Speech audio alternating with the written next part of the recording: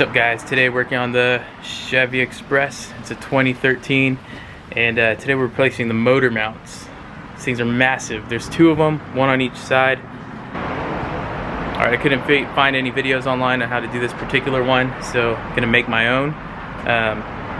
Got Benny here with me too, and we're gonna figure this out, hopefully not destroy anything, and get this thing to stop clunking when you put it in gear. Alright, from the underside here, I'm taking off the side of the mount closest to the frame. There's 3 bolts. Had to loosen it with a breaker bar. There's two on this side and 2 on the other side that go up into the block. Those ones were surprisingly extremely loose. Were not tight, and I had no problem getting the 2 rear ones out. Just these guys here, one there, one there, and then these ones on the bottom are really being difficult. Let's see if you can see those. There's one of them where I have my socket. There's one up there,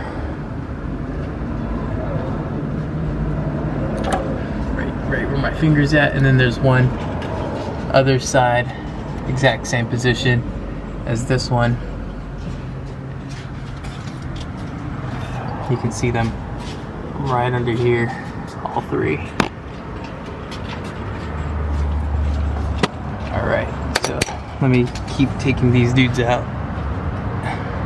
Let's see. Alright, so getting the bolt that's in the front here, I'm actually doing it from the back side of the mount while he's holding the socket in place. It's not the most comfortable at all, but we're slowly getting it.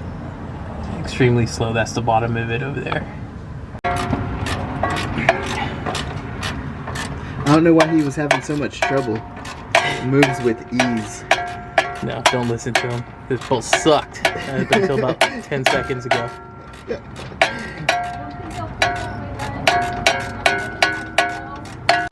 Slowly getting that last one on the bottom. Slipped. Gotta believe it. Slipped. Slipped and dipped.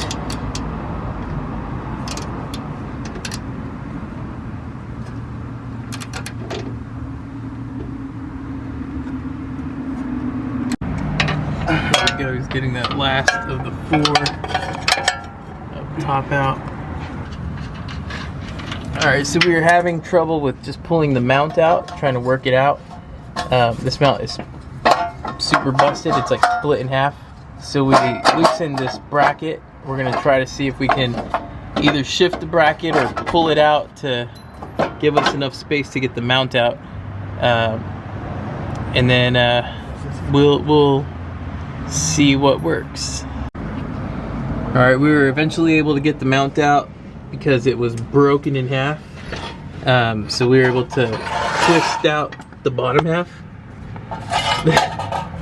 That piece. Let's see, let me lighten that up really quick. We were able to twist that piece out.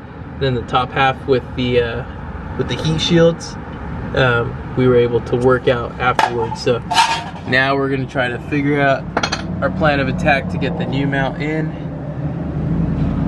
We had to jack it up. I'm using a little bottle jack right here at the transmission and the block, so it doesn't break anything, with like a thick rubber pad in between. And so we're gonna see how we're gonna get this new mount in there really quick. Alright, so we got the new mount in place. This thing sucked. What we had to do is we moved this heat shield from the exhaust manifold.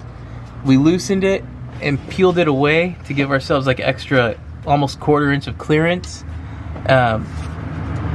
We jacked up the motor as high as it would go. We loosened this bracket underneath, and then we were able to squeeze the new mount in over. And even with the engine being jacked up already, with the 2 of us pushing this mount in, we still had to force it a little bit, and it rubbed hard against this the exhaust manifold.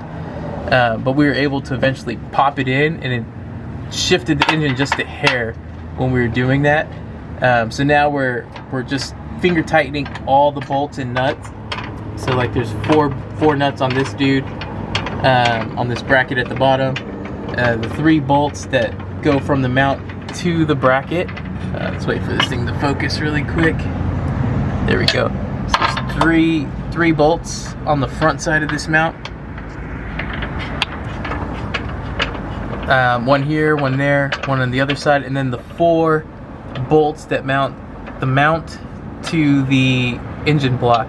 So there's 2 on this side, 2 on the other side. Those are the easiest ones to do, to tighten, to loosen. He's finger tightening or hand tightening these ones on the bracket right now. There's one right in this hole too. So let us tighten everything down, and then I'll lower this side, and then we'll get started on the other side. All right, so there's the first one completely done. Fresh mount in, no more broken mount. All the nuts, all the bolts tightened back up. Everything right back in place. Heat shield's back in place. Don't just disregard this heat shield either. The heat shields are important, so they preserve the rubber. It's a lot of rubber in there. You don't want that to just melt one day. It sucks. Then you get stuck with a clunky engine. All right, now we're gonna get started on the other side. All right, so we started taking out this mount and realized it's not bad at all. Even when lifting it up, it's taking the weight of the van with it when it's getting jacked up. And I called a buddy who's a mechanic, and he said it's typical, especially when you're towing, for just the driver's side to go bad. So I'm gonna keep the new mount still that I have in the box. We went ahead and re-tightened everything. But this side looks like it might have been a little bit harder to take out. These 3 bolts we had to reach through the wheel well. I'll go up there right now. All right, so this is from the passenger side, or right side. You can see the middle bolt here. There's one a little bit lower down there, and then another one to the right. Get the camera in there. Let's see. Yeah, you can't see either of them, but there's one over there and one over here, and that's what's on this side of the mount. But the mechanic I asked said it's typical for just the driver's side to rip, and like you saw, it was completely ripped apart. This side was holding up the weight of the van and not shifting, so I'm leaving it for now.